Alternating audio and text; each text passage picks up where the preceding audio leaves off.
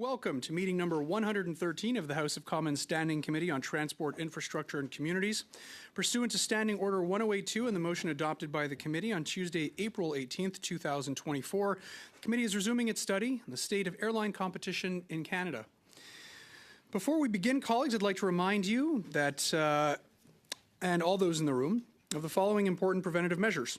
To prevent disruptive and potentially harmful audio feedback, incidents that can cause injuries, all in-person participants are reminded to keep their earpieces away from microphones at all times. As indicated in the communique from the Speaker to all members on Monday, April 29th, the following measures have been taken to help prevent audio feedback incidents. All earpieces have been replaced by a model which greatly reduces the probability of audio feedback. The new earpieces are black in color, whereas the former earpieces were gray. Please only use the black approved earpiece. By default, all unused earpieces will be unplugged at the start of the meeting. When you are not using your earpiece, please place it face down on the middle of the sticker for this purpose that you will find on the table as indicated. Please consult the cards on the table for guidelines to prevent audio feedback incidents. The room layout has been adjusted to increase the distance between microphones and reduce the chance of feedback from an ambient earpiece. These measures are in place so that we can conduct our business without interruption and to prevent the health and safety and to protect, the health and safety of all participants, including our interpreters. Today's meeting is taking place in a hybrid format in accordance with the committee's routine motions concerning connection tests for witnesses. I'd like to share with all of you that witnesses have completed the required connection tests in advance of the meeting. I'd now like to welcome our witnesses for the first hour. Appearing before us, we have from the Department of Transport, Craig Hutton, Associate Assistant Deputy Minister of Policy, as well as Jennifer Little, Director General for Air Policy. And with that, I will turn it over to both of you for opening remarks. You have 5 minutes, please. Thank you, Mr. Chair, for inviting me to speak to this committee today on such an important topic as air travel. I'd like to begin by acknowledging that the land in which we gather is the traditional unceded territory of the Algonquin Anishinaabe people. Je me réjouis de l'occasion qui m'est donnée de mettre en lumière. I welcome this opportunity to highlight key aspects of competition in Canada's air sector and its changing landscape. I'm pleased to be joined today by Jennifer Little, the Director General of Air Policy at Transport Canada. The Canadian air sector is a key enabler of economic activity and is vital to connecting people, businesses, and communities across Canada. Commercial air services was deregulated in the 1980s to permit market forces to drive innovation, supply, and the price of air services. Competition is a key driver of efficiency and affordable airfares. Today, Canada's air sector consists of a number of domestic air carriers of various sizes that serve international, national, and intra-regional markets. In addition to the domestic carriers, the deregulated Canadian air services market is open to numerous players, such as many international carriers that can provide passenger services into and from Canada. A key characteristic of air services in Canada and a primary goal of the Canada Transportation Act is that the market dictates supply and demand, and ultimately the prices that airfares carriers charge. Canadian air carriers as private companies are therefore able to make their own business decisions to remain viable and competitive. Within this overall framework, the government has taken further steps since deregulation to encourage competition and connectivity in our air sector. L'une des principales initiatives politiques pour One of the key policy initiatives for the air sector over the past few years was the creation of the Transportation Modernization Act, which received royal assent in 2018. This allowed for both an increase in foreign ownership limits in Canadian carriers and the establishment of a new process for the review and authorization of joint ventures in the industry. Foreign ownership limits were increased from 25% to 49%, with a goal of encouraging additional investments to support new entrants, including ultra-low-cost carriers, or ULCCs, increasing competition, and providing a greater pool of capital for existing carriers to improve and expand product offerings and services, and to innovate. To the emergence of several ultra-low-cost carriers, including Flair, Canada Jetlines, and Lynx.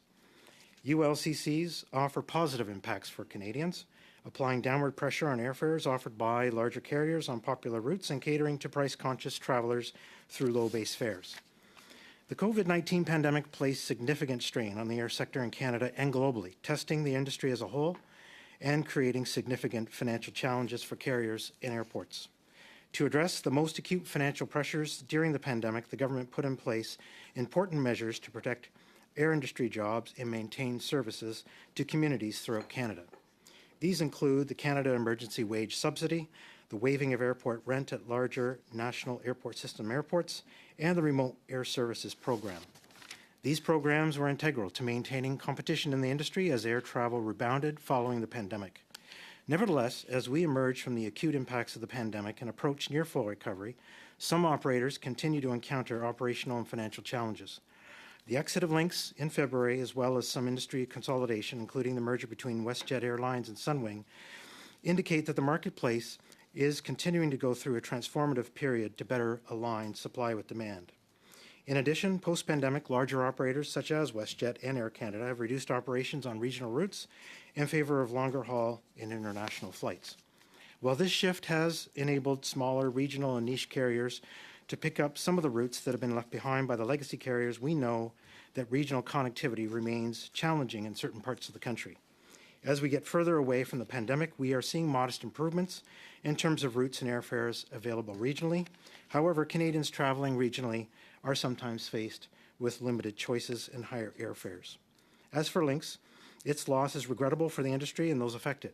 Ultimately, Lynx accumulated heavy debt and could not secure further investments.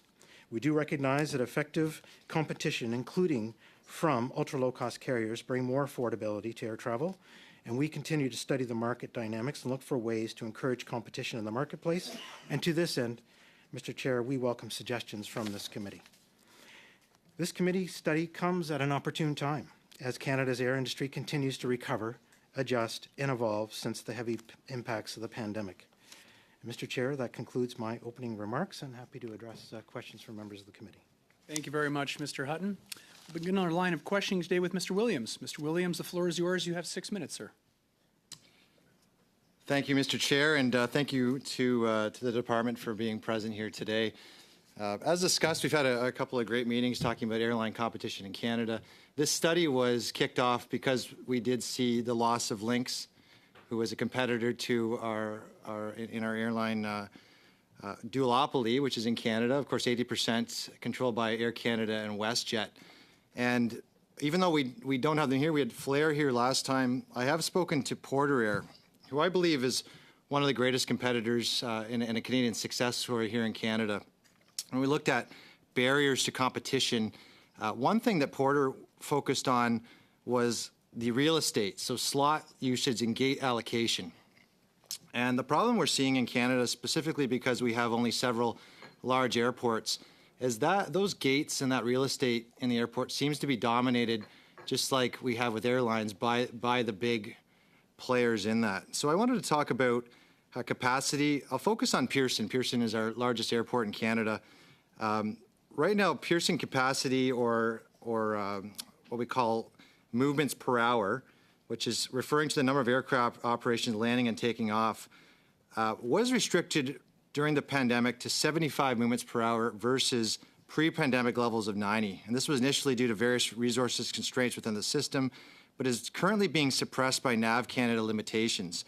Rectifying this would allow Porter, as one of the competitors, greater ability to operate at preferred times. It's also possible to have new airlines enter and be able to compete. What are we doing about this limitation, increasing it, and competition at the gates as a whole? Thank you, Mr. Chair, for the question. A good question just around that slot allocation model. It is airports that are responsible for that allocation of slots. And in terms of us speaking with airports, and as you might know, one of the things that we did coming out of the pandemic was strike an operations committee with airports, the largest airports in the country, the 4 largest, as well as our largest carriers, and other ecosystem players such as CATSA and CBSA, to look at the efficiency of the system as the sector continued to recover. Slot allocation in those conversations has come up over time. And we've got a couple of airports in Canada that are slot constrained. Pearson is one of them. But even though airports have a responsibility to allocate slots in negotiations with carriers, where there are official slot constraints, like Toronto, they are required to make sure there's sufficient space for new entrants if they're coming into the market. And they're required, but I think you can understand that airlines don't always abide by the rules. In terms of your department making recommendations for changes, we've had Bill C-52, which looked at customers themselves, but in terms of making specific recommendations that airports should abide by, even looking at where the Competition Bureau could interfere with that, has your department ever made recommendations that could see more of those gates opened up? So one of the things that Bill C-52 does make reference to is an important aspect of some of the changes that we are proposing. It would enact the Air Transportation Accountability Act, which would guide the relationship between air service providers within the ecosystem. So where carriers wish to negotiate with service providers certain levels of service, or vice versa, where an airport may be looking for certain flexibility from service providers, that comes to a negotiated settlement between the various parties. And that's going to bring more transparency in terms of the level of service that each of the service providers are offering. And Mr. Hutton, I think that's fantastic. And the government's committed. Ça, c'est fantastique, mais le gouvernement semble avoir abandonné les choses. Pourquoi est-ce que le gouvernement ne s'engage pas de façon plus agressive dans ces mesures pour les voir mises en œuvre? Réponse. Vous parlez du système sur les droits des passagers. Ça fait partie des grands secteurs, des grands changements qu'a connu le secteur, afin de permettre aux passagers de comprendre leurs droits. Les transporteurs connaissent bien leurs obligations. Alors, ce système de protection offre ce niveau de visibilité et, comme vous l'avez dit, ça a été considérable. Et merci, monsieur.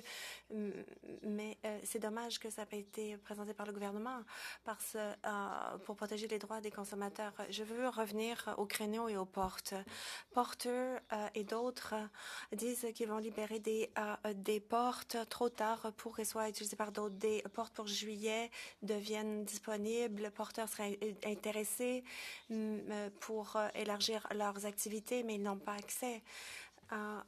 Alors, à l'aérogare 3, donc il y aura moins de portes et donc il y aura une domination des grands transporteurs. Alors, je demande à votre ministère, qu'est-ce qui est fait pour lutter contre cette mesure anticoncurrentielle et comment faire pour offrir davantage de services aux Canadiens?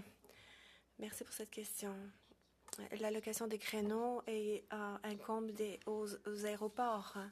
Et lorsqu'il y a une contrainte ou de limite de porte, donc il incombe aux aérogares de faire la place pour les nouveaux entrants. Une des raisons pourquoi nous avons lancé ces discussions avec l'industrie, avec le secteur sur une base régulière, c'est pour justement cerner ce genre d'enjeu où on peut trouver des solutions et des mesures d'aide. Merci. Monsieur Kotrakis, vous avez la parole. Vous disposez de 6 minutes. To our witnesses from Transport Canada, great to see you here again today. I believe that we must have a robust, healthy and competitive airline industry in Canada that serves Canadians well at reasonable prices, regionally, nationally and internationally. In order to achieve that, it requires the right balance between financially strong large Canadian airlines, regional airlines, niche airlines, and foreign competitors, plus the right legal and regulatory environment. Of course, there are conflicting and reasonable interests on all sides. This is not an easy balance to achieve that cannot be solved by simplistic solutions that often make things worse, in my view. Having said that, as the policy people from TC, do you believe that we have reached a reasonable balance in Canada? And if not, where do you think Canada is deficient? Thank you for the question. With respect to the balance you note, that is a very delicate balance in terms of making sure factors are in play that ensures that competitive marketplace exists and that travelers are assured of a safe and efficient flight on the one hand, affordability on another, and that we have sufficient players within the marketplace to ensure that price point that Canadians are looking for in their domestic and international travel. In terms of finding that balance, I think that balance is always to a degree in flux, but I certainly think since recovery, we haven't found sort of a new balance in the marketplace. A number of new entrants did enter the marketplace just prior to COVID, including Flair Airlines, but we also saw Lynx over the course of that time enter the marketplace. We've also seen expansion from existing players, such as Porter is undergoing a current expansion. These were all encouraging signs that the marketplace was welcoming and is still testing some of these models as they come into the Canadian marketplace. I think it still bears some careful watching to see how the market will support expansion plans, support ultra-low-cost carriers in the marketplace. At the same time, we're also ensuring that passengers have an ability to understand what their rights are in a very complicated marketplace as well, and that they can have an experience that's consistent from one region to another in terms of their flight experience and traveler journey.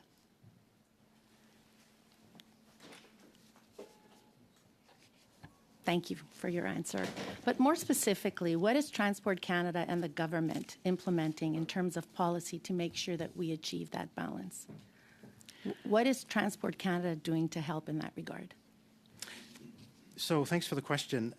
With respect to the change in foreign ownership rules just prior to the pandemic, so rising from what had been a 25% threshold to a 49% threshold. That was a significant change in terms of making sure that airlines had sufficient access to capital to support their operations. It's a very capital-intensive business to be in, and so recognizing that, the government made that important change, and as a result, we did see some new entrants, and we've since seen some further expansion plans. Second, the government also has been working very closely with the industry on a regular basis. As I mentioned, our Airport Operations Recovery Committee meets monthly, had been meeting up to twice a week during the pandemic to help with recovery, but troubleshoot those issues where we knew different players within the air ecosystem were having challenges in meeting recovery of demand. That has continued to be a focus for all of us within the industry to make sure we can support that returning passenger demand. And where there's challenges around, as your colleague had mentioned, around whether it's slot allocation at airports, provision of CATSA services, these are all focuses that have been of that Air Operations Committee. So that collaboration piece has been really important in finding a new balance within the industry. Finally, I would say Bill C-52 is another significant step towards ensuring there is a balance within the industry, that there's transparency around service levels between partners within the air sector so that consistency can be found in how those services are provided, that there's transparency for passengers to understand what levels of service they can expect and how it's performing. And thirdly, to make sure that there's data sharing between industry players. And I hate to interrupt you, but just on that point about, relaxing the foreign ownership and with the hope that it will reduce the prices for Canadian travelers, that hasn't happened. So what do you say to people who hear your testimony today and say, well, that's great, you're talking amongst, the industry stakeholders and the partners, and yet the prices remain high? How could you make the Canadian passenger feel secure and have confidence that with everything that you are trying to do at Transport Canada and with the partners, that you will achieve that result? Because it doesn't seem to be happening right now.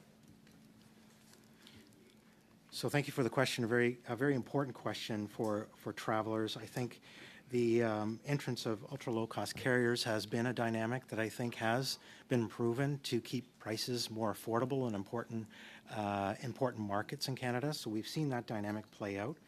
And as we see expansion of existing players like Porter entering markets and serving markets that they haven't served before, that will also serve as a competitive pressure for air carriers who had maybe traditionally served those markets. Thank you. I'd also just point out, I think there's an important role to play for small carriers in intra-regional markets in picking up some of the traffic that some of the larger players perhaps are no longer picking up.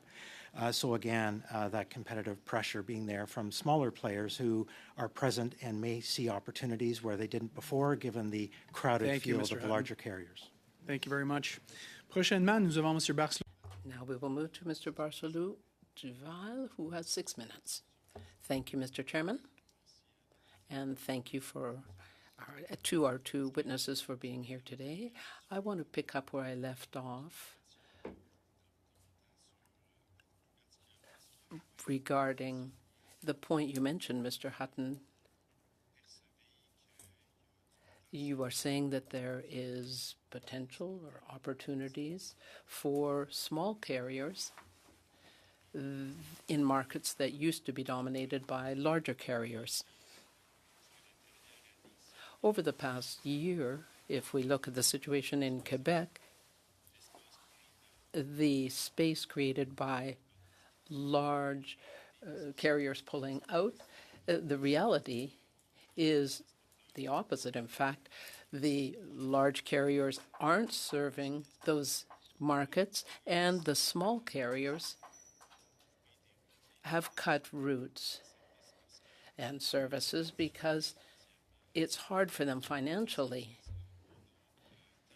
So we have the large carriers and the small carriers that are cutting services, and that means less service. Do you have a vision about that? Do you intend to take steps to provide those markets with adequate service? Thank you for the question. That regional market issue has been one that has preoccupied us at Transport Canada and has also guided us in some of the discussions that we're having at regional levels as well. The regional markets in Canada, in particular areas of the country, as you're pointing out, such as Northern Quebec, such as Atlantic Canada, have continued to be challenging for a number of reasons. The first is just the return of demand has been slower. I would say that overall for the domestic market in Canada, the return has been hasn't returned yet to pre-pandemic levels where we see international traffic, for example, exceeding pre-pandemic levels.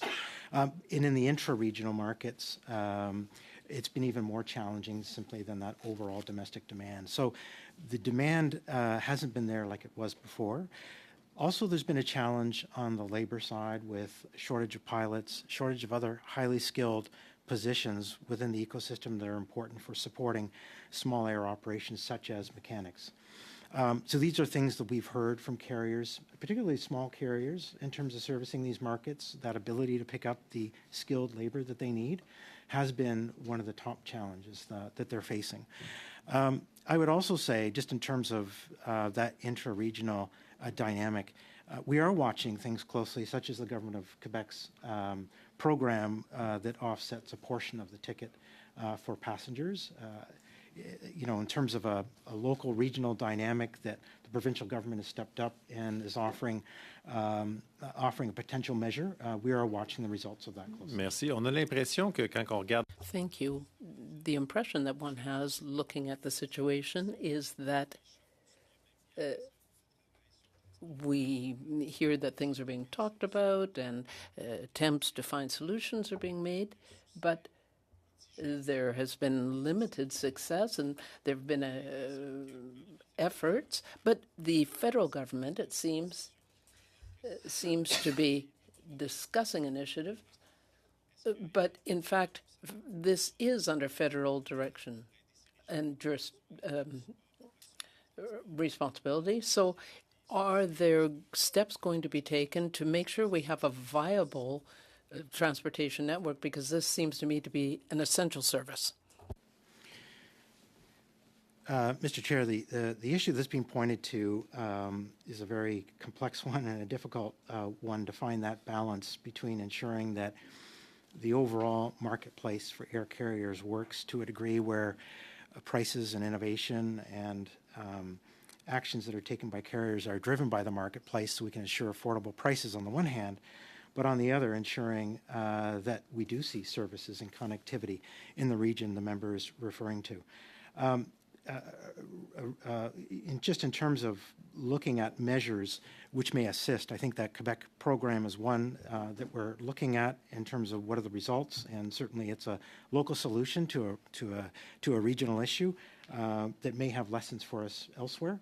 I would also indicate that in terms of that regional dynamic, the other thing in terms of the smaller players are facing in terms of their challenges, as we've spoken to them over the last number of weeks, includes even working with the larger carriers and how they may serve as a feeder to the larger carriers. And there's challenges with that from an IT perspective sometimes. There's a challenge just from a capacity point of view in terms of understanding and meshing the businesses so that they're able to synchronize their services with larger carriers. And these are all questions, I think, that have been raised to us recently. Peut-être une autre question que j'aurais pour vous en complément. I would have another follow-up question about this. I assume that the minister was not able to come today. Do you know why the minister did not appear today? And why the federal government, why he isn't here to talk about why the federal government isn't taking effective measures?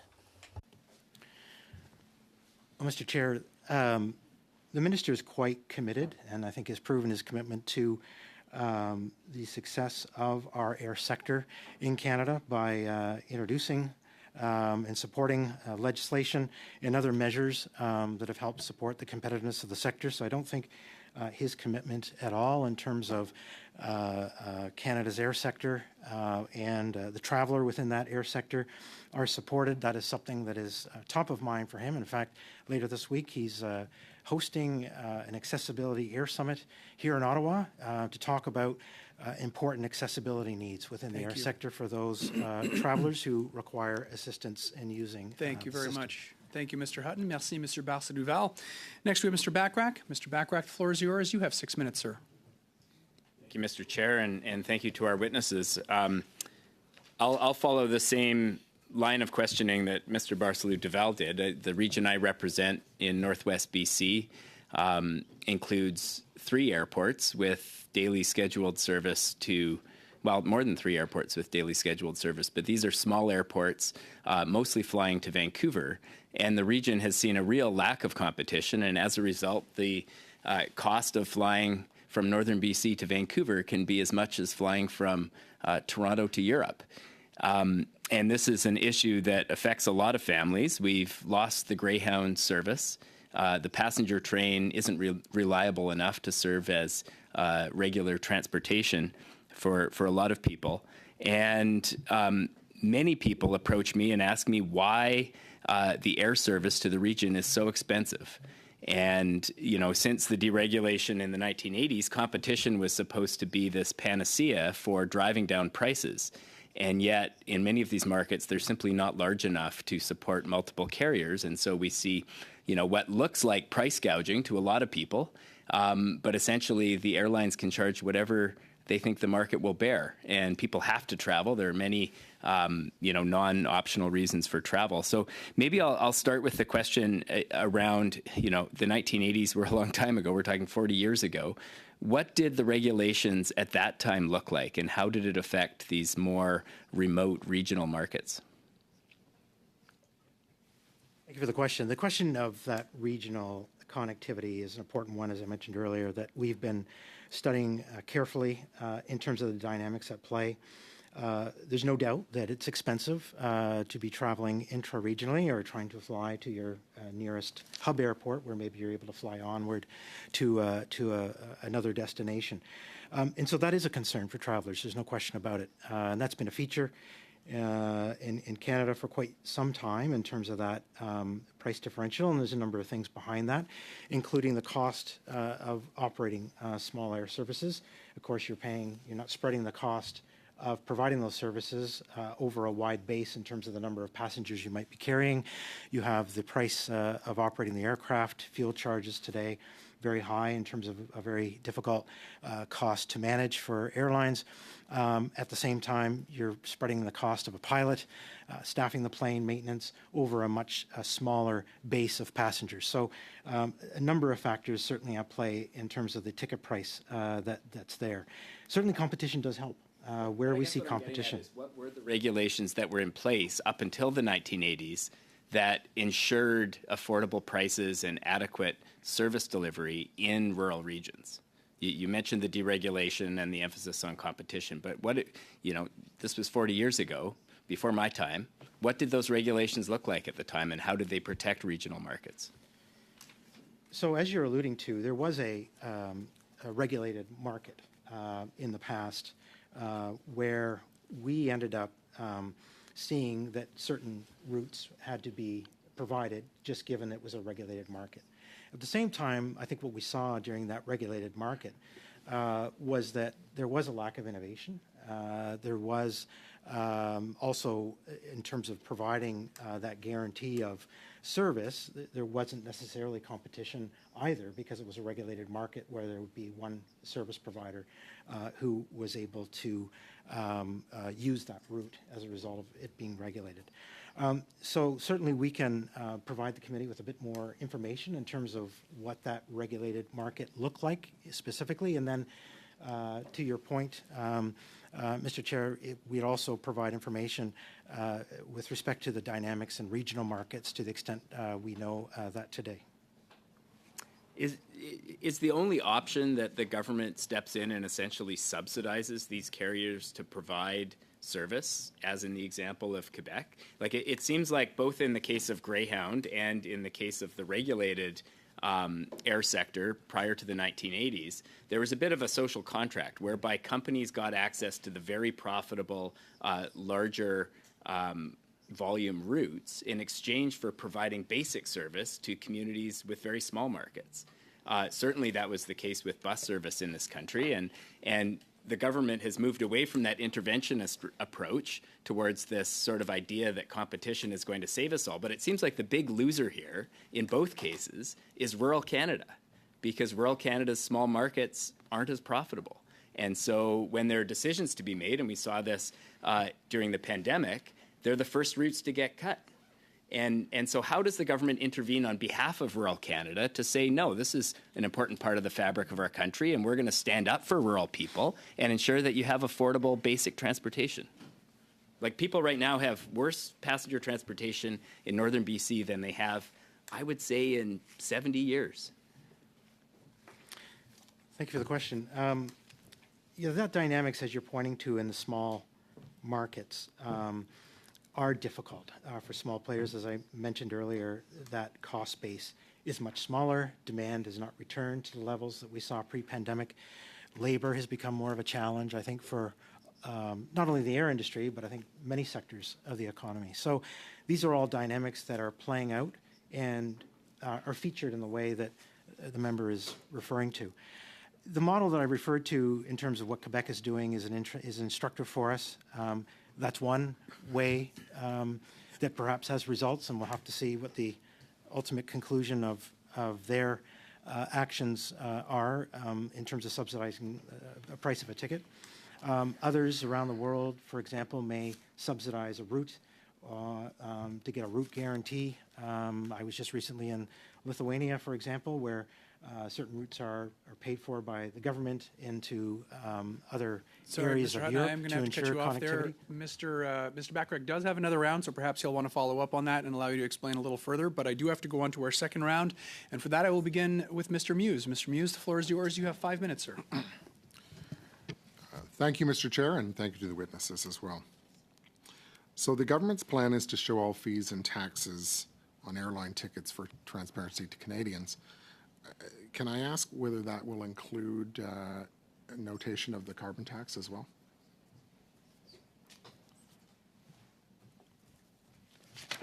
So in terms of, Mr. Chair, what is featured on a particular ticket, it's the carrier that would provide that particular notation of whatever fees they want to demonstrate is making up the ticket.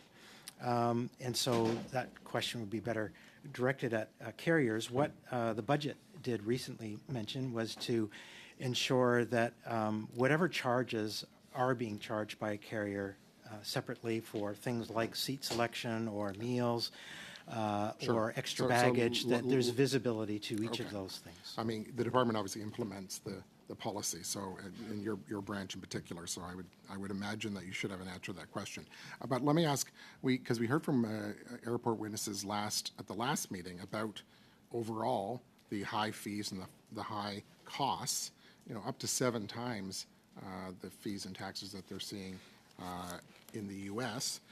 And let me just read a quote from one of the witnesses. Canada has a high and uncompetitive tax and regulatory environment with high mandatory third-party fees. And so I just want to understand, is this justifiable, and is there a plan to reduce those and therefore reduce the cost to Canadians? Thank you for the question. Certainly affordability is something that we are quite concerned about and seized with. At the same time, we've got a system in Canada which is a user-based pay system.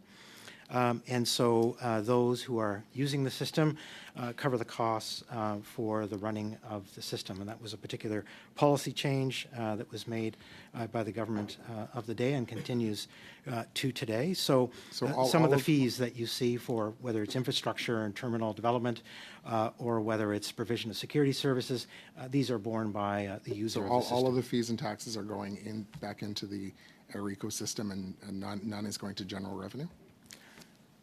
So it would, Mr. Chair, depend upon the specific fee you might be referring to.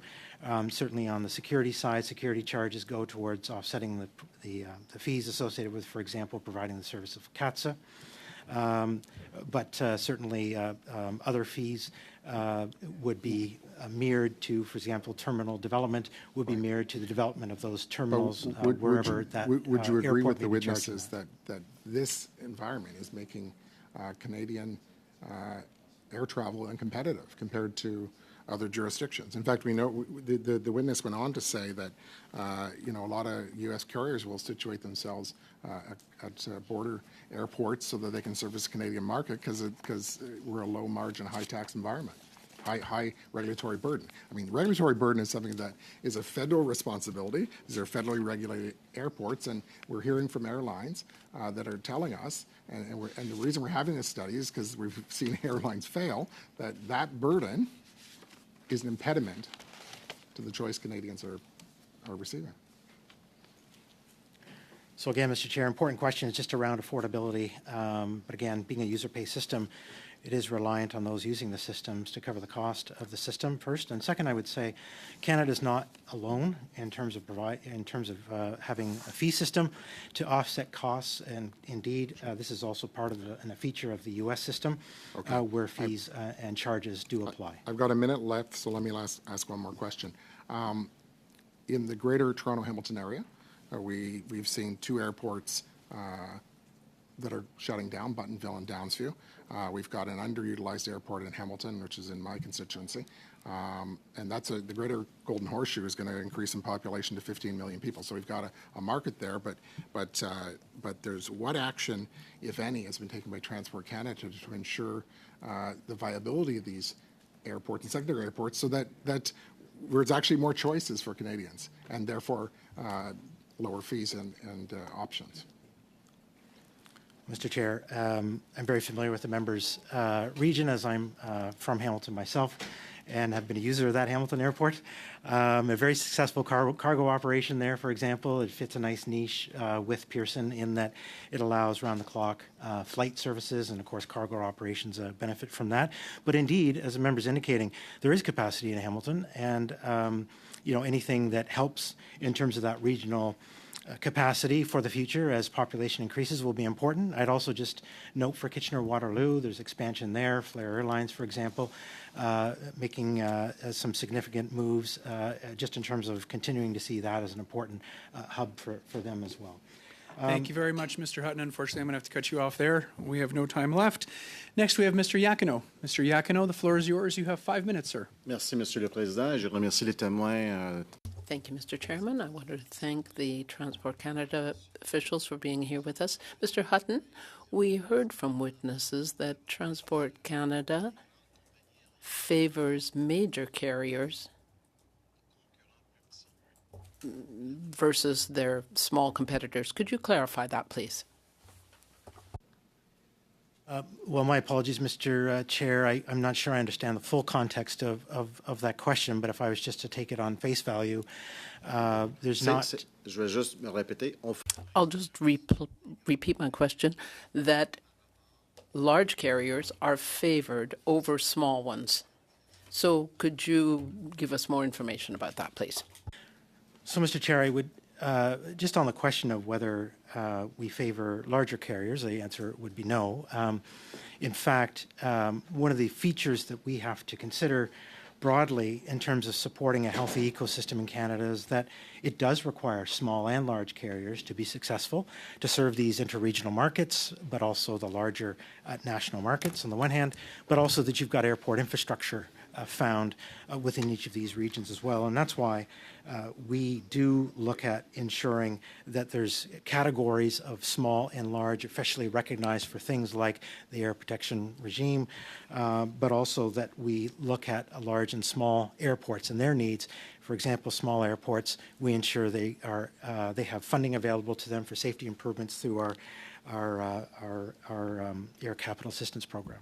Donc, il n'y a pas de favorisme entre les... So there's no favoritism between large and small carriers? No? Yes? No. A number of witnesses have told us that Transport Canada charges fees to the airports and carriers. Could you give us more details about those taxes? What are those taxes and when are they charged? Well, Mr. Chair, in terms of some of the fees that a carrier may face, there's a number that include NAV Canada fees, could include an airport improvement fee, an air traveler security charge. So these are all fees that are charged either at the airport level, such as an airport improvement fee, or through an entity like NAV Canada to make sure the provision of navigation services are supported, or an air traveler security charge, which supports security screening of passengers. So depending upon sort of the type of service, there's a number of different fees that could come into play. It also can change on the route that an air carrier may be flying, international, domestic, or even locally, in terms of what those fees Juste may pour avoir be. une clarification, pour vous, les frais... So just to be clear, are these fees the taxes? Is there a distinction between the two to be made? We can have fees for services or one thing and another, or there are taxes like we pay property taxes in Montreal and sales tax in stores. So could you just give a more detailed answer as to whether there's a distinction between taxes and fees? And how are those fees set? And how are they collected? So thank you for the question, Mr. Chair, and maybe just sort of, as I mentioned, the landscape for some of the fees, whether they're charged sort of at the local level or at the federal level, can be quite complex. But let me just sort of run through sort of an example in terms of some of the fees that are charged. Government fees or taxes are rent, the air transport security cost. And so these are things that are, rent is sort of in recognition of the fact that an airport is operating on federal lands and a federal asset. So there's a return to the government as a result of the use of that asset. And in terms of airport improvement fees, that's something that would be more charged at the local level. The formula is something that in terms of an airport improvement fee is something that is set at the federal level, but it's there to help address where that fee could be charged. Monsieur le Président, par vous, est-ce qu'on peut demander au...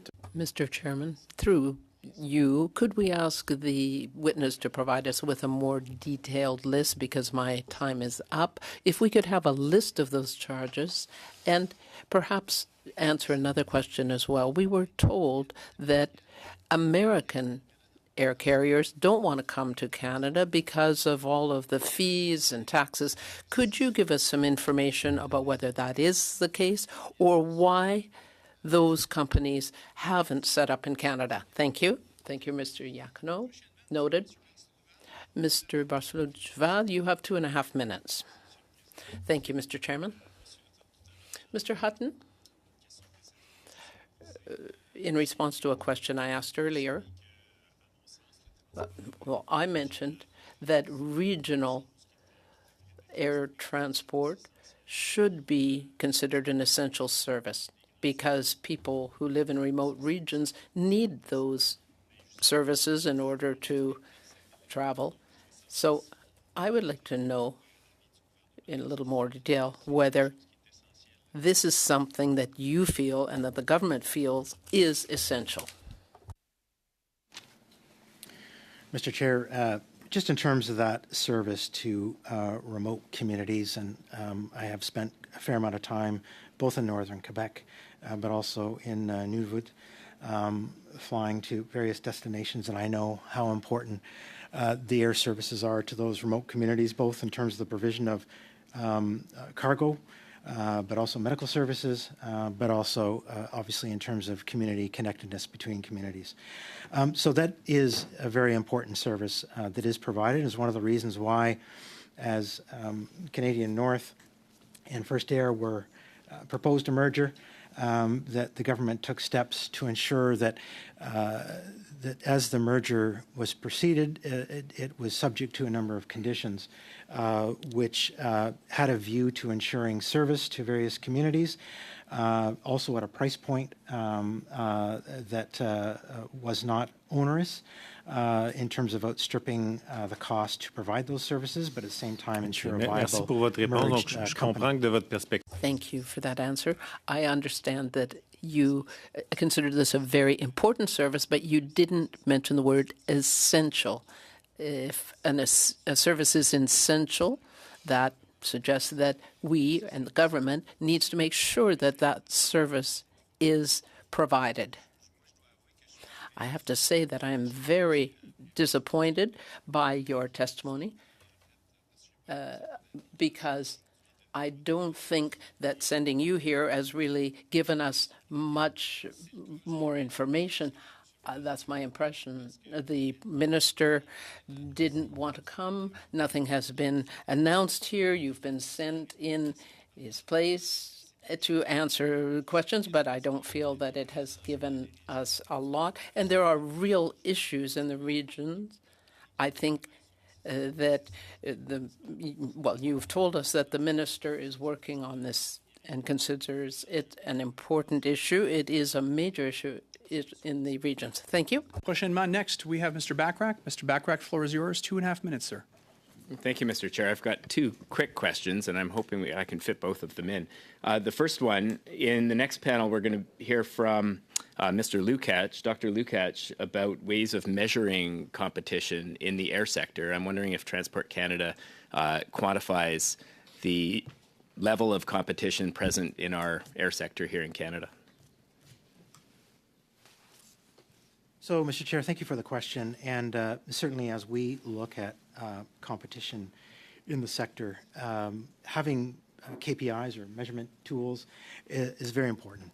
And so over the period of the recovery, certainly one of the things that we were closely watching is around efficiency, and particularly the traveler and feeling the impacts of a difficult recovery period with a 280% increase in passenger volumes. I only have 2.5 minutes. I'm wondering if you could just share with us which KPIs or which measurement tools Transport Canada uses to measure competition. Well, I know as one of the measures, as an example, that we look at closely is on-time performance. And so that is a measurement of the efficiency of the system. And I would just comment that in our work, we've seen remarkable recovery on delays and cancellations. But it's not a measure of competition, is it? it is in terms of the efficiency of the operations within the sector. If you don't have a competitive system, you would see perhaps one carrier or two with perhaps performance issues that are perhaps difficult to improve. With the competitive pressure of others within the system, you see it both from an OTP perspective, and we're still, seeing some delays within the sector, but we also see, we have seen a recovery on measures like cancellation. But we also look at the competitiveness impact index that is developed by ICAO, which has a number of pillars in it. And so we measure our sector compared to those pillars that ICAO has set out, and there's a number of them, 5 pillars in total. Could you table with the committee your quantification using that methodology, the quantification of Canada's competitiveness in the air sector over time? So, Mr. Chair, I'm happy to provide the committee with the ICAO Competitiveness Index and provide the information that we sort of look at in terms of when we're making determinations about the health of the sector. Thank you very much, Mr. Hutton, and thank you, Mr. Bachrach. Next, we have Mr. Strahl. Mr. Strahl, the floor is yours. You have 4 minutes, sir. Thank you, Mr. Chair. My questions will go to the officials because they are the only ones here. The Minister Rodriguez has decided not to attend despite his invitation. So I wish I was asking these questions to the minister, but he didn't believe this was a priority for his schedule. So does the Government of Canada believe that airline competition is too high, too low, or just right?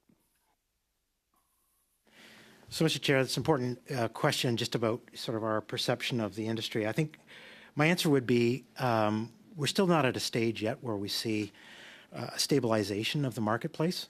I think what we've been encouraged by is the number of entrants that are in the marketplace. We're encouraged by expansion plans like we've seen from Porter Airlines as an example, ongoing operations from ultra-low-cost carriers. I'd also say, just in terms of that equilibrium and where we're at, we're encouraged as well by announcements like today with Flair Airlines with 2 new routings, St. John's to Toronto and St. John's, St. John's as well to Kitchener-Waterloo. You believe that things are just fine. We're discouraged by Lynx Airlines leaving and 8 low-cost carriers having left the marketplace in the last 20 years, which is why we're having this discussion. We heard from carriers that the federally regulated entities charge about $160 per ticket to Canadian consumers. That's before any airline profits or costs are factored in. Does the Government of Canada believe that $160 per round ticket is too high, too low, or just right? So, Mr. Chair, important question on affordability. As I mentioned in my earlier response, user pay system is a feature of the Canadian air system and an important feature so that taxpayers more broadly aren't saddled with the costs of running our air system. But second, I would say to the member's question specifically on the cost of fees and so on, it depends upon the route that we're speaking about in Canada. So hard to provide a generalization of the fees, but I would still say the majority of the ticket price is the actual cost of the service for the airline. So $160 per ticket, the government seems to be okay with that, having allowed NAV Canada to raise their fees 30%, having increased CATSA fees by 30%, and having increased airport rents by 42% over the last decade. So my question is, does the Government of Canada measure the number of Canadians who are seeking lower prices in the United States? And if so, does the government care that we're losing millions of passengers every year to cross-border travel and cross-border people using airlines and airports that are based in the United States as opposed to Canada due to our high fee system? Well, Mr. Chair, a couple of things I would say just on cross-border travel. One is that passengers may be choosing that for a number of reasons. There could be proximity reasons. There could be there could be destination choices. There could be pricing. Could be pricing. There's a number. You're right. There's a number of features there that go into the mix when somebody is deciding how and when to travel. But I also would say that we don't track those going over the border just for privacy reasons. So it's not something that we are tracking closely in terms of the you don't know who how is many or the people actual are numbers. flying from U.S. airports as opposed to Canadian airports? Sorry, Mr. Strahl, we're out of time for that answer. I'm going to turn the floor now over to Mr. Badaway for the conclusion of the first half of our meeting. Mr. Badaway, the floor is yours. You have 4 minutes, sir. Thank you, Mr. Chairman. I'm going to take a different direction with respect to a lot of the questions being somewhat from the political side, as well as strictly concentrating on the issues that we're dealing with when it comes to competitiveness within the industry, and concentrate more on the reason why we are actually doing this study. And that is ultimately to create more revenue for airlines, offsetting costs that are being identified, and what opportunities may present themselves to do just that, and therefore pass on a lot of the savings to the customer based on the higher revenue options and opportunities that airlines have. In Niagara, for example, we have the Ports of Niagara Trade Corridor. That covers areas of southwestern Ontario, including both Hamilton and the Niagara area. We do, going to Mr. Muse's comments earlier, we do in fact work with the Hamilton Airport and the 2 airports in Niagara, as well as the St. Lawrence Seaway, with the Welland Canal, with the Short Line and Main Line Railway, CN&CP, as well as our road networks within the region, especially those suppliers, as well as transport companies that are frequenting our highways. With that said, my question is that within a more robust and seeing our supply chains being strengthened over the past, especially the past year, because a lot of the investment opportunities and attractiveness that we have in certain areas, especially in our area, which I represent. Do you see opportunities within a multimodal network that can, in fact, whether it be through investment in infrastructure, whether it be through policy or other, do you see opportunities by strengthening multimodal networks, opportunities for airlines in partnership with, for example, rail and other, for revenue generation? And second to that, not only the value in terms of revenue individually for the companies, but also value for the supply chains themselves with respect to integrating those networks and create more fluidity, and of course with that create more investment opportunities for those to come to the areas to do business in, like we are starting to have in southwestern Ontario, specifically in Niagara. Well, thank you, Mr. Chair. Certainly that multimodal network is important in terms of giving people mobility options, but also in terms of connecting particularly to air services where it may not be immediately locally available. You can easily get to sort of your nearest airport. And as you mentioned, in Niagara region, which I'm quite familiar with, and Hamilton, where I am from, I know how, first of all, congested the roadways are, but second of all, how important it is that people are able to get to their destinations and access air services that they need. So certainly, Mr. Chair, these investment opportunities are important. I know that Air Canada, for example, now offers a bus service to connect in the region to Pearson Airport for those who purchase an Air Canada ticket. And so that's an example of a revenue generating opportunity, which is great for travelers. At the same time, is sort of a new thing for Air Canada to be piloting. So be watching that very closely as to how that continues. Metrolinx, obviously very important in the Niagara region in connecting through to Toronto, and of course the up service to Pearson Airport.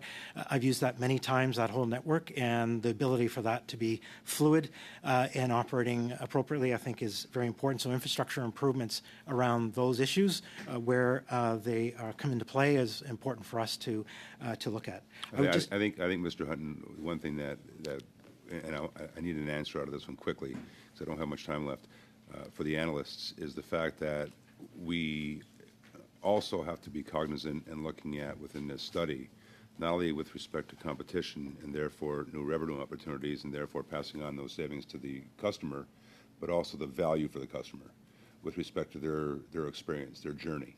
And that not all the time does their journey only include air. It may include bus, it may include train, it may include other. And therefore, we still as well have to be cognizant of the efficiencies that can be found there, and therefore, from end to end, the efficiencies, because they're found, the savings are passed on to the customer. Mr. Chair, the member raises an important point about that traveler perspective and making sure each of those steps is seamless. There's an opportunity for one ticket maybe to cover a complete journey. I think certainly we're seeing that in places in Europe. I think that is what Air Canada is testing out in the Kitchener-Waterloo area with their bus service.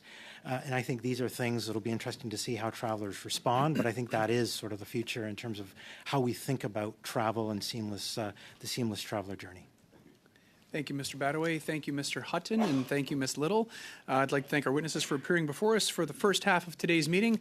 I'm going to suspend for 5 minutes to allow for the second half witnesses to take their place and for audiovisual to be set up accordingly. This meeting is suspended.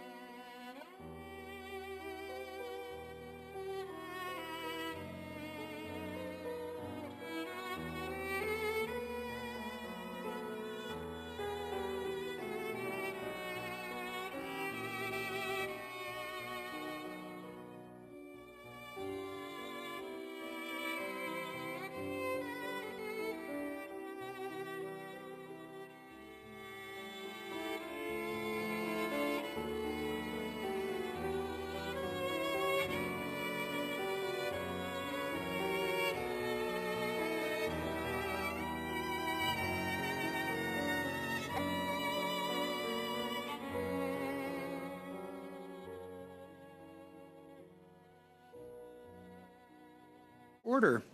Colleagues, we are pleased to welcome for the second half of our meeting today from Abbotsford International Airport, Mr. Parm Sidhu, General Manager by video conference. Welcome back, sir. From Air Passenger Rights, Dr. Gabor Lukacs, President by video conference. Welcome back once again. And from National Airlines Council of Canada, Mr. Jeff Morrison, President and Chief Executive Officer, who is joining us in person. We'll turn the floor over to you, Mr. Sidhu, for your opening remarks. 5 minutes, please. Good morning, Mr. Chairperson and committee members. Thank you for having me today and to showcase our unique business model at Abbotsford and how we've been playing a role in the movement of goods and people. So in 1996, we had 3,000 passengers, and our biggest revenue source as a line item as an airport was raspberries that are grown on the airfield. 1997, we assumed ownership and operations of the airport as the city of Abbotsford, and we were given a mandate. You can't, you got to grow the airport. You have very little borrowing powers, and you basically got to live within your own revenue stream. You can't cost the taxpayers of Abbotsford any money.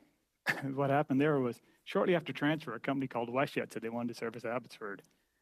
And we brought a maintenance building to the marketplace. We didn't have a terminal building, and WestJet basically came to the marketplace. And what happened then is we had free parking, very low aeronautical fees, and WestJet helped us move the needle from 97 to 2003 in a fast way. We stimulated the marketplace, shifted people from cars over to planes, and stimulation was happening. There was a win for the consumer, free parking, and low fares. And from 2004 to 2015, for various reasons, the needle wasn't moving for us, and we started studying the international marketplace. Ultra-low-cost carriers were making the move globally. We saw an opportunity that someone is going to get to the marketplace, and we worked with our airline partners. We worked with Enerjet, who today was Lynx. We worked with New Leaf Travel, which today is Flair, and we worked with our partner in WestJet. And we went to him and said, what can we do to move the needle? There was about 700,000 Canadians crossing the border in 2013 to Bellingham. What can we do to bring back and repatriate these folks and give Canadians more options from their own country and see our fascinating, beautiful country? And we came to agreement that we will become an ultra-low-cost airport that simply takes the fundamentals of ultra-low-cost carriers and plunks them into an airport. Our core business is running runways, taxiways, leasing land for direct investments to aerospace companies, and running a Costco warehouse type of building. Greg Saretsky, the former CEO of WestJet, used to call us the Costco of airports, high value, volume priced. And from there, yeah, we aligned our business model, and we enabled and empowered our airlines to go out to the marketplace, offer a product that isn't available, and stimulate the business and grow the market share for Canadians and give them the opportunity to have accessible air travel. And the numbers I have shared with you, we had 490,000 passengers in 2015, 530 in 2016, 677 in 2017, 842 in 2018, broke the million mark in 2019. COVID did hit us, all airports hard, and the airlines. We did have 315 in 2020, 515 in 2021.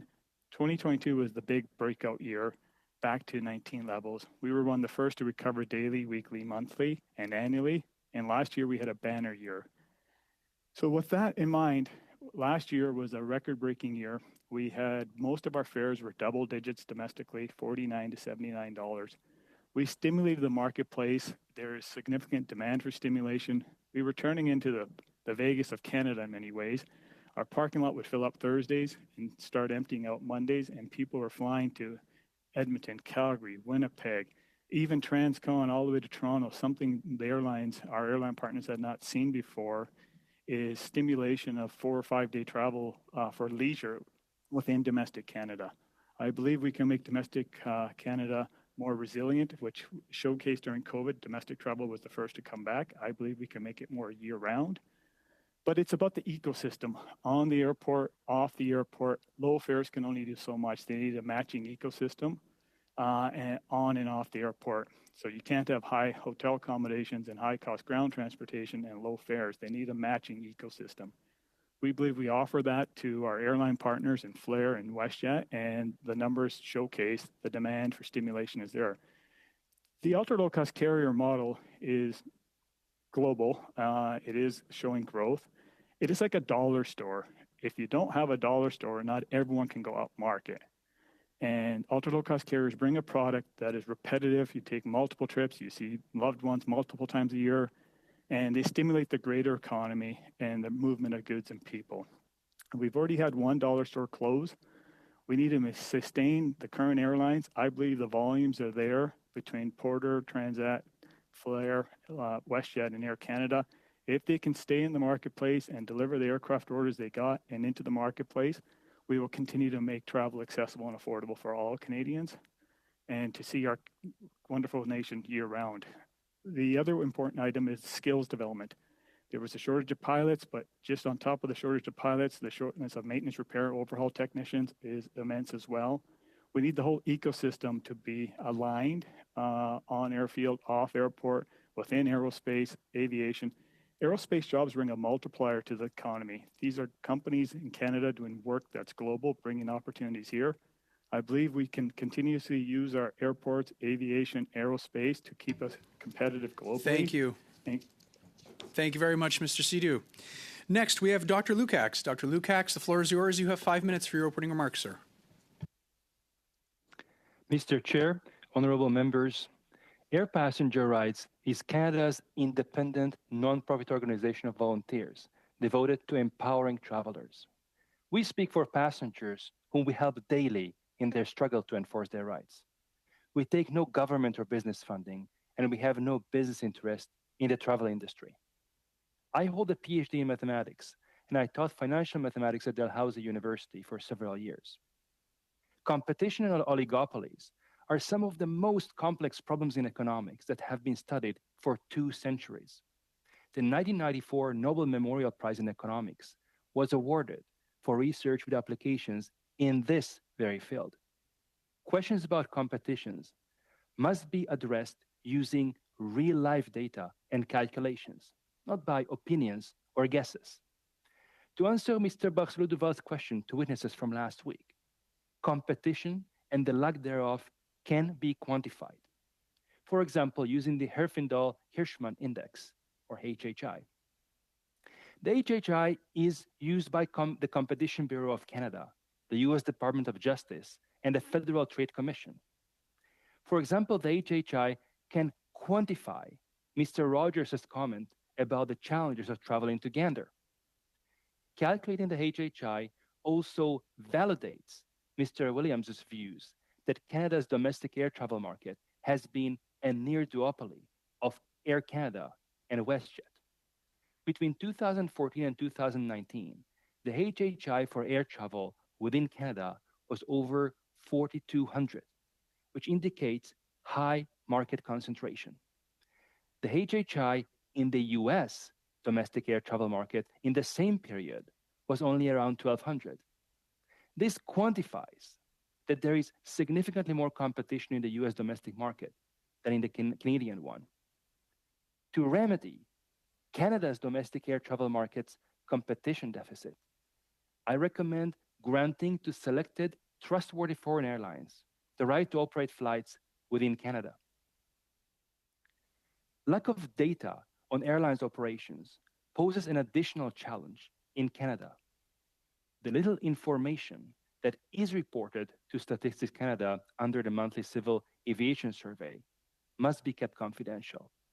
In sharp contrast, the US requires airlines operating within, to, and from its territory to file monthly route-based data on passenger and cargo numbers, as well as a 10% sample of all tickets sold. The data collected is publicly available on the US Bureau of Transportation Statistics website. It has generated a substantial amount of valuable research on competition in the US airline industry and enables data-driven policymaking. I recommend that Canada adopt airline data reporting and dissemination rules similar to the US 14 CFR Part 241. I share Mr. Schiffcase and Mr. Bachrock's concern from last week that indiscriminate subsidies to air travel without substantial increase in competition will only enrich airlines at the public's expense and will unfairly favor wealthy travelers. I urge data and calculation-driven policymaking on this issue. First, subsidies must be targeted to specific airports or routes and to the lowest fare classes so as to incentivize low fares. Indeed, passengers who can afford a business class ticket can also afford to pay the full cost of their security screening. Second, the subsidized airports and routes should be selected on the basis of real-life data and economic analysis to ensure that the subsidy has a net positive effect on tax revenues and that taxpayers get the maximum economic benefit for their dollars. Lastly, subsidizing air travel without opening up our domestic market would be throwing good money after the bad. Targeted subsidies must go hand in hand with remedying Canada's competition deficit by permitting selected, trustworthy foreign airlines to transport passengers within Canada. Thank you. Thank you very much, Dr. Lukacs. And finally for today, we have Mr. Morrison. Mr. Morrison, the floor is yours. 5 minutes, sir. Well, thank you, Mr. Chair, for the invitation once again to appear. First, I want to acknowledge that we are on the traditional territory of the Algonquin and Anishinaabe peoples. NAC, as you know, represents Canada's largest passenger airlines, Air Canada, Air Transat, Jazz Aviation, and WestJet. So when it comes to air travel, let's acknowledge the obvious. Canada is a challenging market in which to operate an airline. We have a massive landmass, one of the lowest population densities on the planet, many scattered regional and remote communities, and challenging climates. These are mostly, of course, natural conditions that are part of the reality of flying in Canada. Then there are the challenges inherent in the system that hinder competitiveness for all airlines. So let me give 5 quick examples. First, as you've heard from many others, Canada's user pay system. The list of fees, charges, and taxes that passengers and airlines must pay are among the highest set of fees in the world. Passengers must pay airport improvement fees, air navigation charges, the air traveler security charge, applicable taxes. Airlines must pay fees to NavCan, landing fees at airports, fuel taxes on aviation fuel. And many of these fees are set without consultation nor transparency in terms of how or why they are set as they are. We don't oppose user pay, but we are seeking a more competitive balance. Second, it's estimated that airports pay over $400 million more in rent to the federal government per year than is received back in support. This is essentially a $400 million subsidy that passengers are paying to the federal government that offers no return on investment, as none of these funds are returned to the system. Third, Canada's air travel regulatory framework is significantly burdensome, in need of modernization, and puts Canada at a competitive disadvantage. Just as one quick example, Canada's security regulations currently require manual document checks when passengers board and check in, limiting the ability of air travel to make better use of biometrics and facial recognition, which could have sped up or could speed up the overall boarding process. Quatrièmement, comme la majorité des Canadiens. Fourth, since most Canadians live close to the American border and airports, then more than 7 million Canadians are choosing to use American-based airports and airlines. The world, including Canadians, have committed to being net zero by 2050. According to Canada's Aviation Climate Change Plan, 60% of the path to decarbonize is to switch conventional jet fuels to sustainable aviation fuels, or SAF. However, to date, there is no notable production capacity in Canada because Canada is one of the few Western nations to not have a SAF incentive policy in place. Airlines will increasingly be making choices on where to fly based on where SAF is available. So the question becomes, what can we do to address these elements of the overall system? Well, for starters, we suggest the government stop seeing aviation as a cash cow and instead recognize it for what it is, an indispensable link that connects Canadians to each other and to the world, a critical component of the domestic and global supply chain, and an economic enabler for a wide range of sectors. Les compagnies aériennes du Canada. Canada's airlines welcome competition, and so, to ensure that all airlines, large and small, have an equal opportunity to succeed, we'd call for the following changes to create a more competitive operating environment. Rents should, of course, be reinvested back in airport infrastructure. There's no reason why passengers should be subsidizing federal coffers at a time when airports need infrastructure to be more efficient, sustainable, accessible, and meet growing demand.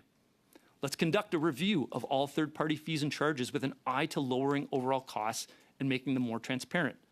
One immediate example where this principle could be implemented is by not adopting onerous APPR regulations that will further drive up costs, threaten regional connectivity, while doing nothing to improve air travel. We need a full-scale regulatory modernization review.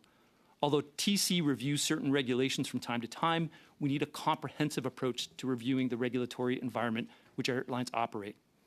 And although the 2024 federal budget did acknowledge the role of SAF, and the budget did put some monies towards incentivizing production of all biofuels, we would call for a more ambitious plan and framework to incentivize SAF production in Canada, especially given our resource and skills advantages. So, Mr. Chair, to conclude, this is clearly a comprehensive topic, and so I want to thank this committee for devoting a number of meetings to this worthwhile examination. So with that, merci encore, thank you again, and I look forward to the conversation. Merci. Thank you very much, Mr. Morrison. To begin our line of questioning for this round, we will go to Mr. Strahl. Mr. Strahl, the floor is yours. You have 5 minutes, sir. Thank you, Mr. Chair. I appreciate the opportunity to question Mr. Sadhu and Mr. Morrison, who've come back for round two here.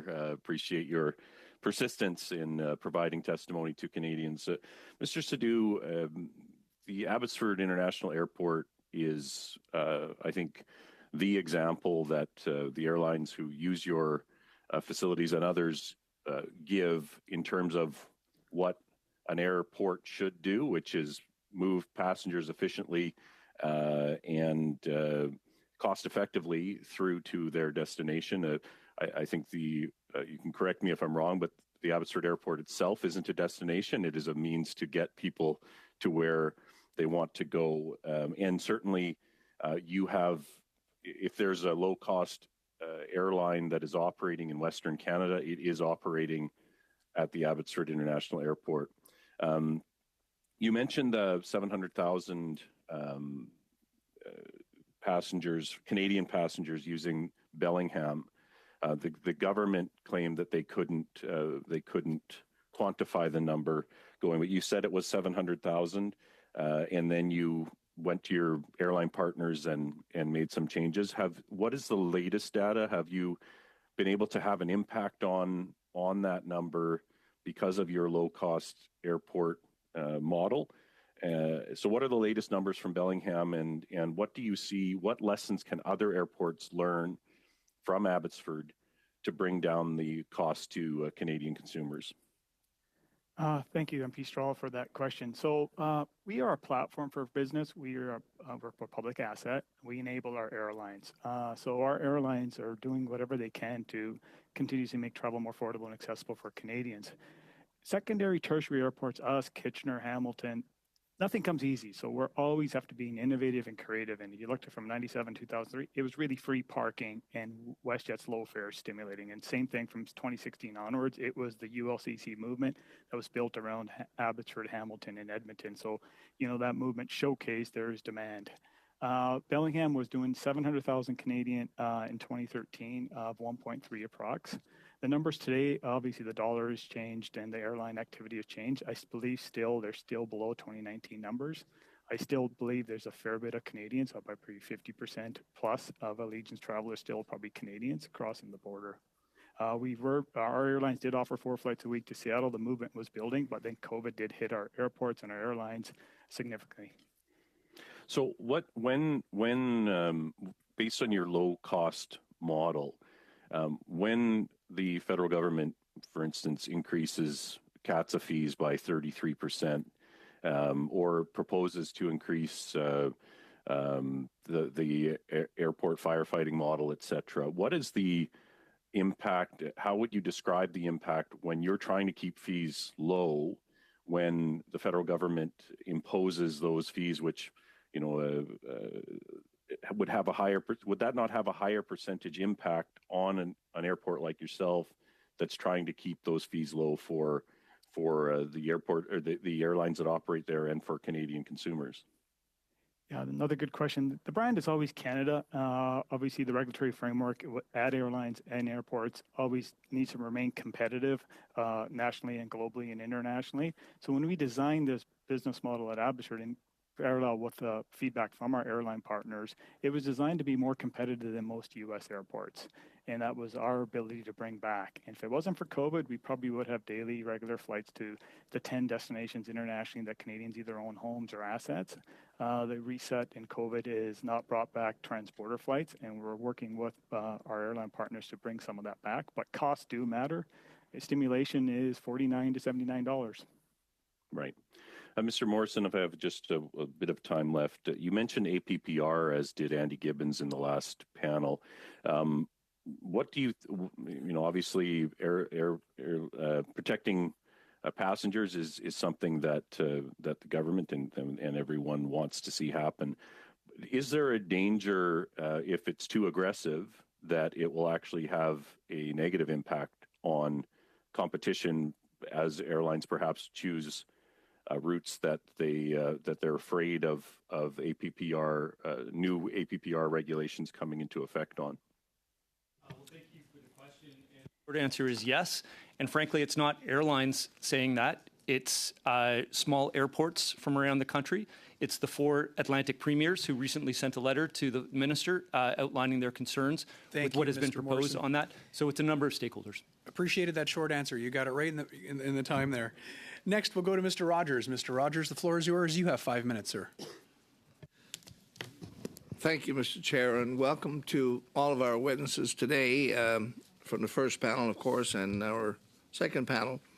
Mr. Sadhu, first of all, I listened with great interest in your success story in Abbotsford, and I just wondered, what, if anything, the city of Abbotsford, for example, contributes in terms of direct dollars or indirect dollars through services or tax breaks or anything of that nature to assist you guys in Abbotsford to be a success story.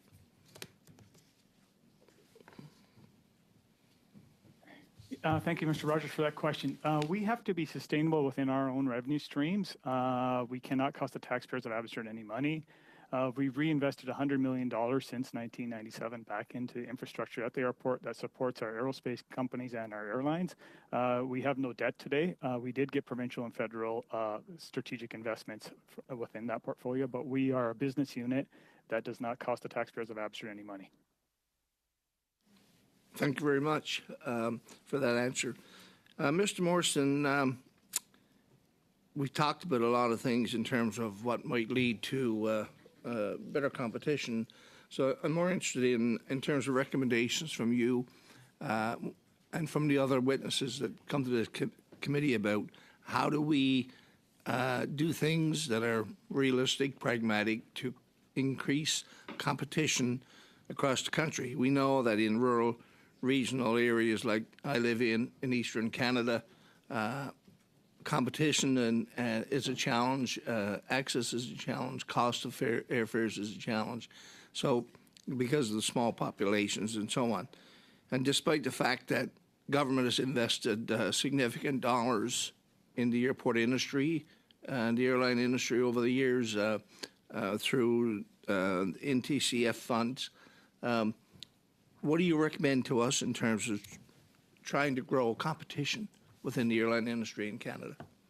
Well, thank you for the question, Mr. Rogers. And I referred to some of the recommendations I made in my notes, but your particular question regarding regional and remote communities, and of course, I know your writing is very emblematic of that. I would say 2 things.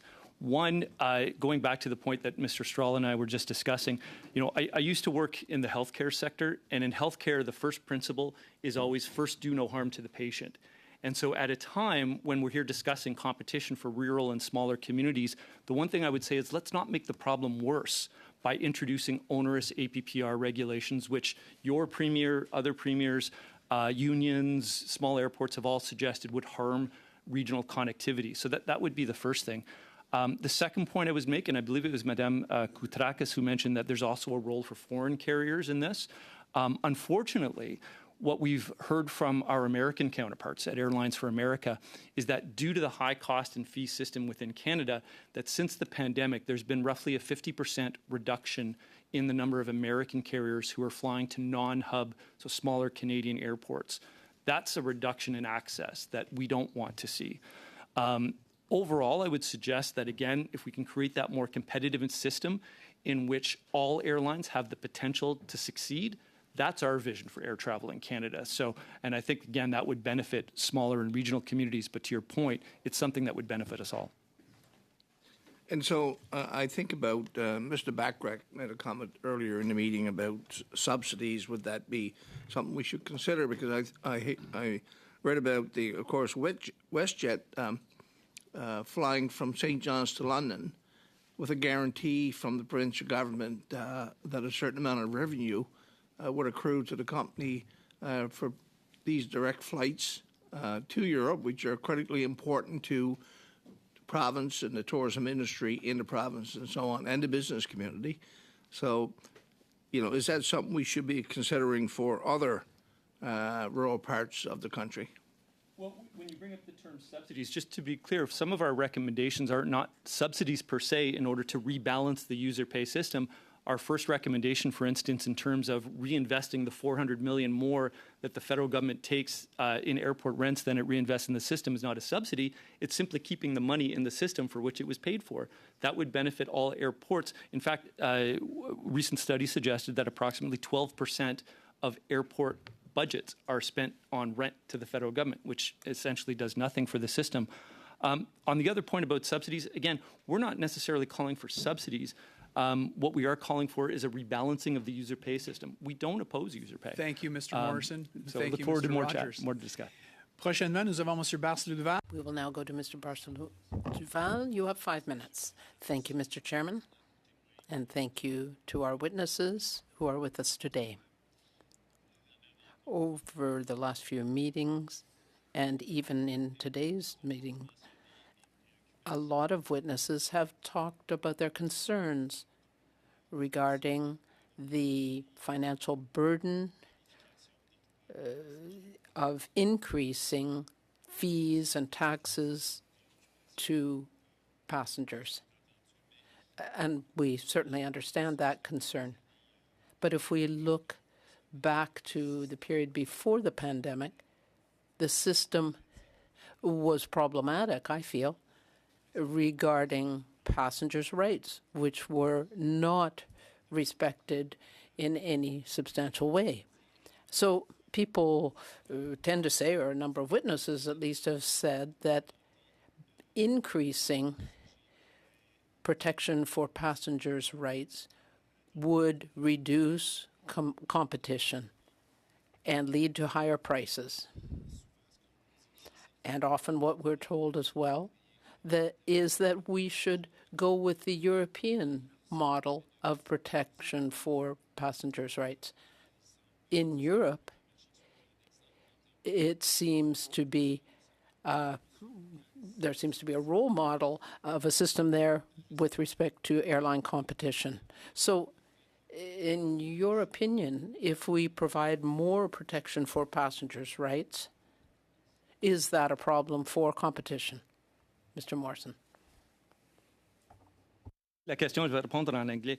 La question était...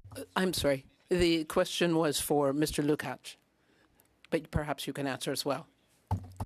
In Europe, we have the gold standard of passenger protection, and we also have substantially lower fares and more competition than is happening in Canada. They don't have to choose between one or the other. So in my view, passenger protection actually stimulates competition because it creates a level playing field if it is properly enforced, that all carriers have to meet, and it fosters innovation to meet that common level playing field. Monsieur Morrison, je comprends que vous aviez intérêt aussi. Mr. Morrison, you would like to add something as well? Thank you. Challenges we have when dealing either with user pay or this question of passenger rights is oftentimes the discussion becomes very binary. It becomes either you support or you don't. And the reality is, both on passenger rights and user pay, the reality is the answer lies somewhere in between. With respect to passenger rights and the APPR, we don't oppose the APPR regime. What we do have very deep concerns about are the proposals that were submitted by the CTA in July of 2023, which we believe are not as balanced as they need to be. They do not put safety within the framework. And as a result, the estimates that we have seen would suggest that the cost to administer under that proposed regime would be so exorbitant, that they would have an impact on competitiveness and, as Atlantic premiers and others, unions have suggested, and would hinder, would have an impact on prices. OK, merci. Je voudrais continuer avec Monsieur. Thank you. I'd like to continue with Mr. Lukács because you mentioned that one thing that could increase competition would be to take a surgical approach to how certain lines, certain routes might be subsidized. I didn't hear you say or talk about small players, new players, as opposed to legacy carriers. So I'm wondering whether, in your vision, it would be good to subsidize Air Canada to operate in certain markets, or Air Canada, which is often described as having exorbitant fees, maybe that wouldn't be appropriate. Thank you for the question. Certainly, one would hope that those subsidies, if they are implemented, would go to routes and airports that would create new routes and not existing routes.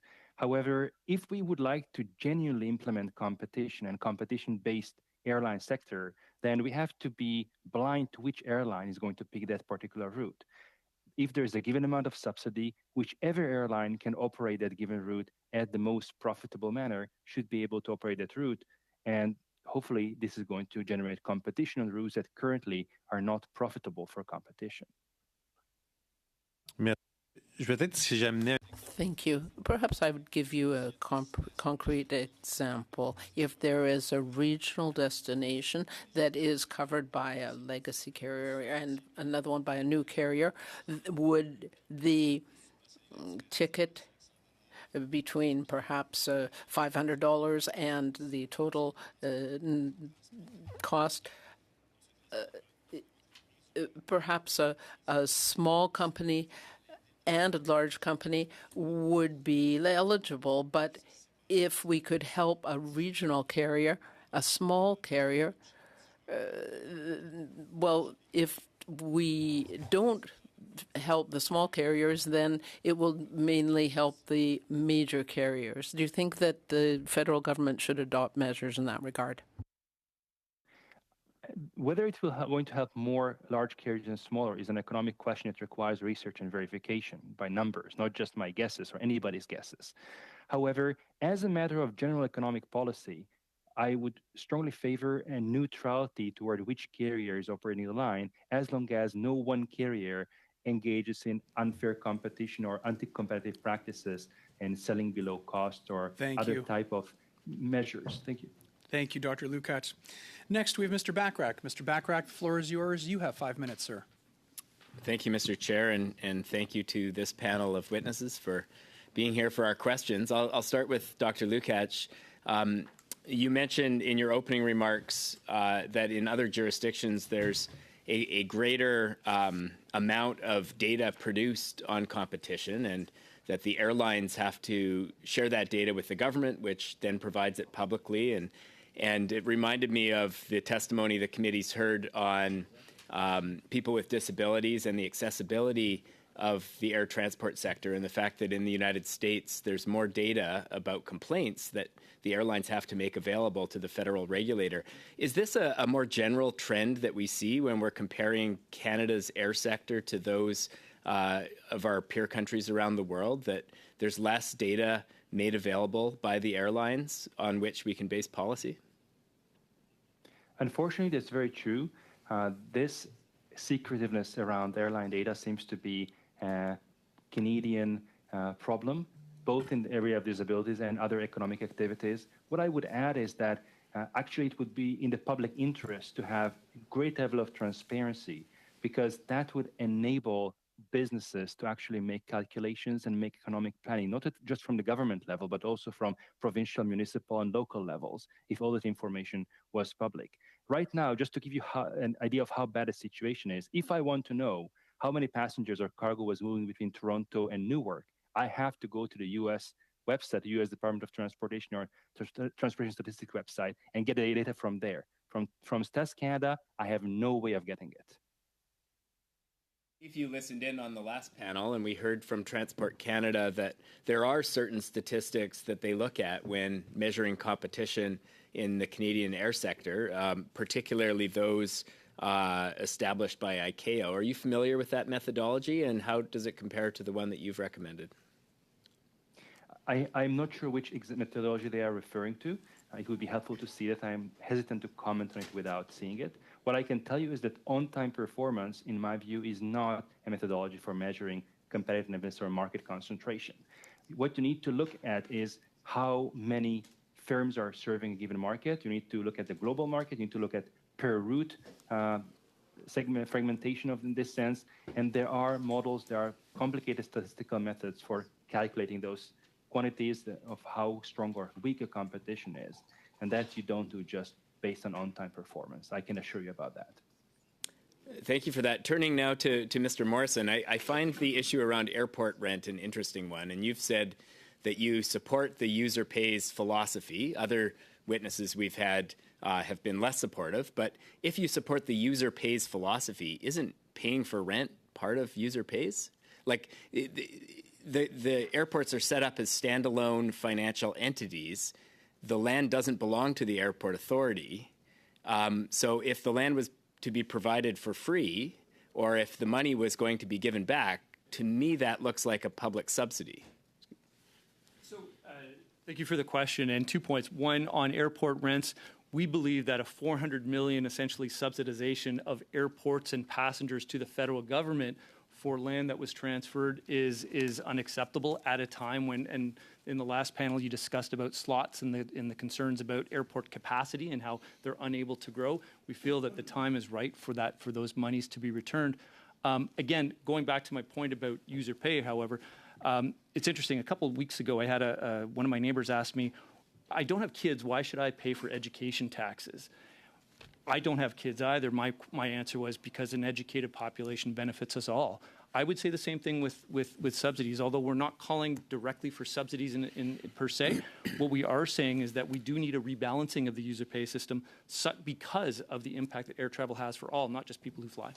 Yeah, my question was less about whether we should subsidize airports. I think that's a separate policy consideration. The question was whether free rent or reinvesting the rent amount back in airports constitutes a subsidy. And in my view, it does, because the land is owned by the federal government and the airports are tenants. This committee has actually voted, I believe, if I recall correctly, on a recommendation to support reinvesting those rents back into airports. So really, it's more about the philosophy of user pays.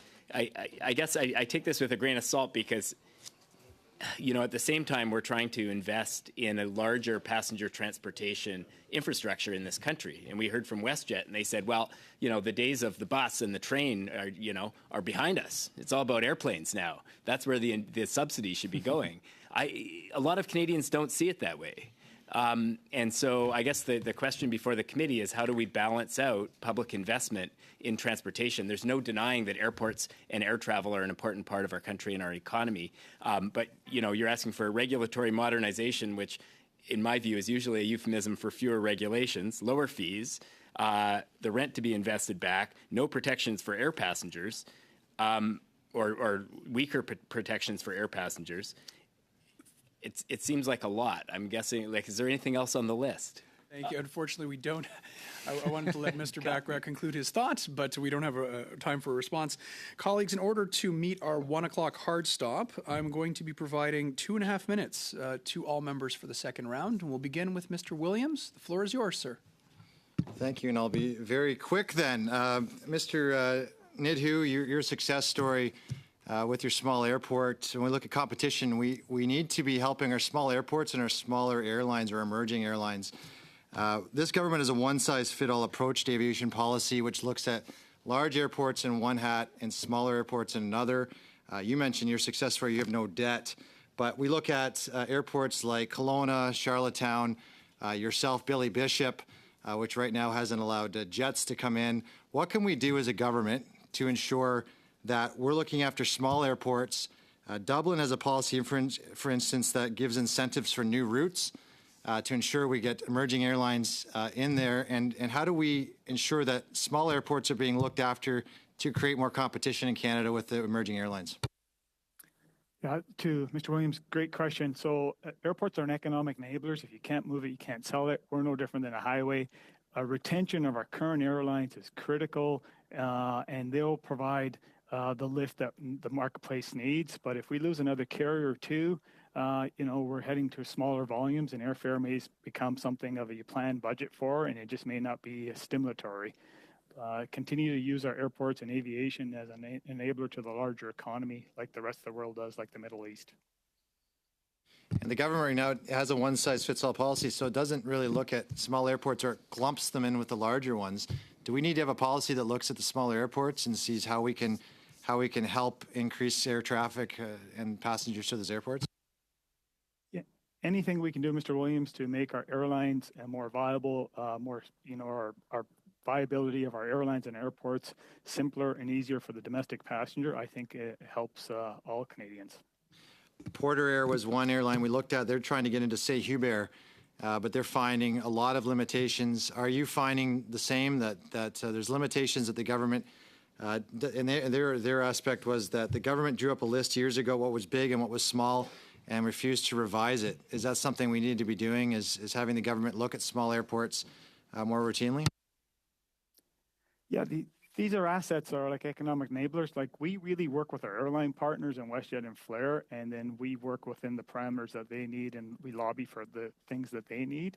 But as a whole, if you move it, you will sell it, and I think we can grow the volumes. Thank you. Thank you very much, Mr. Sidhu. Next, we'll go to Mr. Badaway. Mr. Badaway, the floor is yours. 2.5 minutes, sir. Thank you, Mr. Chair. Mr. Morrison, here in the gallery while we were speaking earlier, and heard the question that I asked. I have 2.5 minutes. I'm not going to go into the question because you heard it already, but it really concentrates on integrating the transportation network to create more fluidity within supply chains, including people, not just trade, but also individuals. Can you speak about that? Can you speak a bit about that? Well, thank you for the question. And first, let me thank you for raising the notion of airlines as a key component of the supply chain. That's often one of their key roles that is often forgotten. I mean, we're all sitting here in person because airlines transported vaccines a couple of years ago.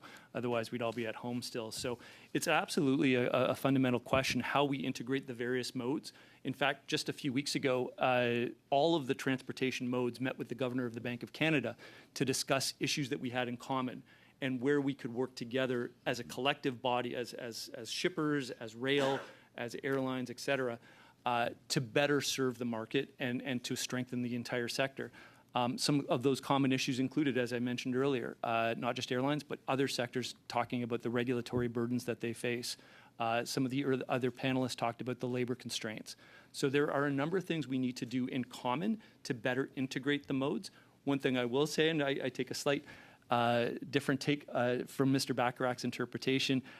We, of course, don't oppose other modes. What we do believe is that there is a fairly significant subsidization of those other modes. And so to rebalance it, again, that's where we're talking about rebalancing the user pay system within air travel. And with that said, do you find that the customer will benefit from that? And when I say the customer, I don't just mean the person that's going end to end as an individual, but the business that also is a part of that supply chain. Yeah, I think absolutely. Again, anything we can do to better integrate the modes. We're seeing even here in Ottawa, for example, the need for rail and bus modes in order to access other airports. That better integration, I think, will not only serve businesses but the passengers as well. So I think that's an absolute next step that we need to consider. And do you find not only integrating the transportation system, creating more fluidity, but also with respect to the supply chains themselves, especially from the economic side, with them being integrated, they change. You know, those regional hubs do change depending on where that production and sales are, same as people, depending on where they're flying from and to. Do you find that we can actually pivot quicker with respect to having that integration, that communication between the different methods of transportation? Absolutely, and I would just say, as you well know, the supply chain in Canada is very fragile. We may be facing within a couple days or weeks a strike with one of the major transportation modes. That will, I believe, and we all hope that does not happen, but if it does, that will underscore again the fragility of the system. Thank so you. the more in which we can have options in order to better differentiate our supply chain, the better it is for consumers. Thank you, Mr. Morrison. Prochainement, nous avons Mr. Barcelou-Duval. À vous la parole. 2 minutes et demie, s'il vous plaît. Mr. Barcelou-Duval, I will ask my question to Mr. Morrison. You mentioned your concern about the user fees, the user payer model, and that it works differently in other areas of the world. People are therefore using American airports instead of Canadian ones in many cases. You said that you were not opposed to the user pay model at the same time. So you feel that we need a cheaper model. What do you think we could do to control the costs better in the user pay system? And then I would also ask about passenger rights. I don't oppose user pay. What I have said, and I think what you heard from the academics last week, is that the Canadian model is such that compared to other jurisdictions, it is heavily skewed on the user pay side of the equation. You have, even in a place like the United States, during the pandemic, the federal government there invested $40 billion in public monies to airports at a time when, again, in Canada's situation, we were having $400 million come out of the system. So I think, again, we are calling for a rebalancing.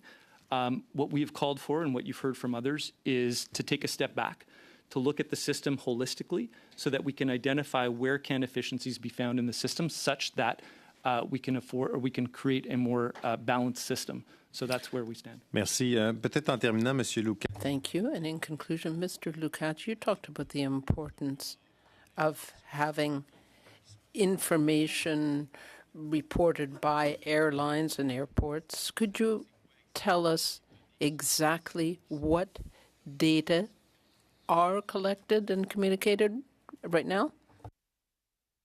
Right now, there is this monthly survey which would only show total numbers of passengers moved, and a very, very small amount of information, and even that has to be kept confidential. So if you go to Stats Canada's website, you as an average Canadian cannot access even what is being reported. If you go to the US in comparison, you are able to see information on a route-by-route basis of the number of passenger seats available, the number of passengers transported, and the type of aircraft that was being used. Essentially anything that if you tomorrow decide to be the Ministry of Transport, you will know exactly what transportation network you're in. Thank you. It is available for any citizen. Thank you very much, Dr. Lukács. Next, we have Mr. Bachrach. Mr. Bachrach, the floor is yours. 2.5 minutes, sir.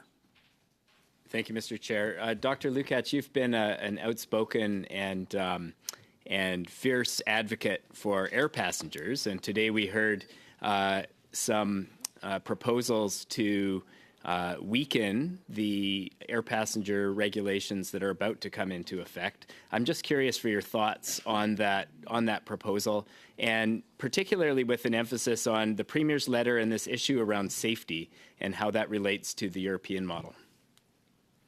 Thank you for the question.